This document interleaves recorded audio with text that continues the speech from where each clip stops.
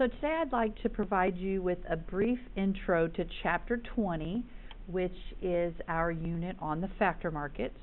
This is a very small unit in that it's only one textbook chapter. However, it is very common to see an FRQ on the AP Micro exam about the factor markets.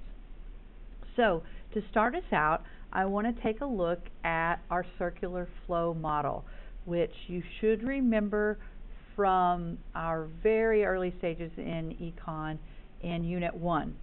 Now, remember we said that we have households and firms who are a part of the overall economy. The households go to the product markets to buy goods and services that the firms are selling in the product markets.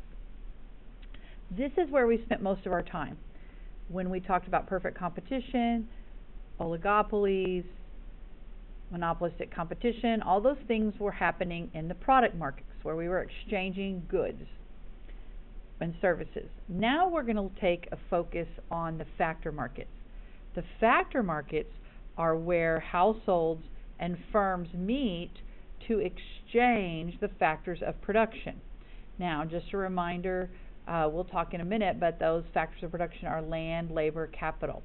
So in other words, I go to work in the factor market where I make widgets for the firm. The firm pays me wages,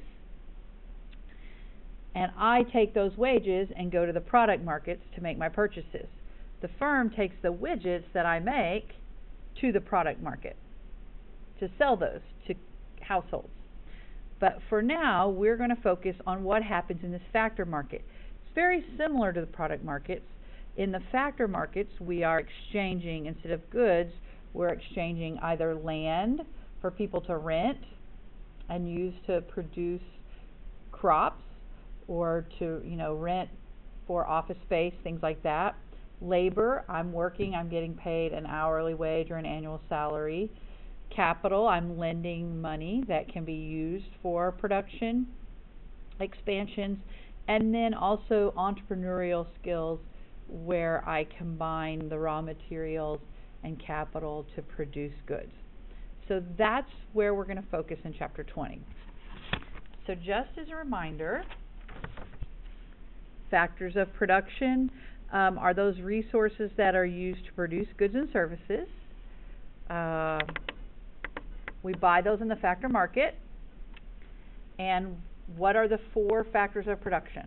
You should know these maybe from a business concepts class or from earlier this year when we talked about it in Econ.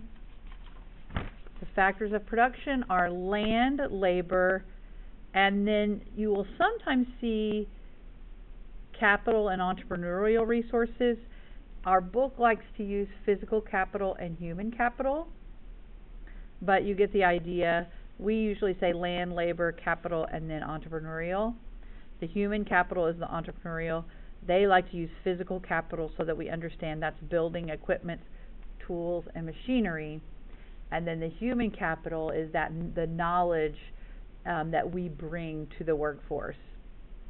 So we are still going to look at market structure and what that does to an individual firm that's buying land or labor or paying for capital, and how they come to the price that they are going to pay, and how the overall market works. Why are waitresses paid $9 an hour? Why are accountants paid $100 an hour? How does that come to be? How is that determined? So that's what we're going to be looking at in Chapter 20.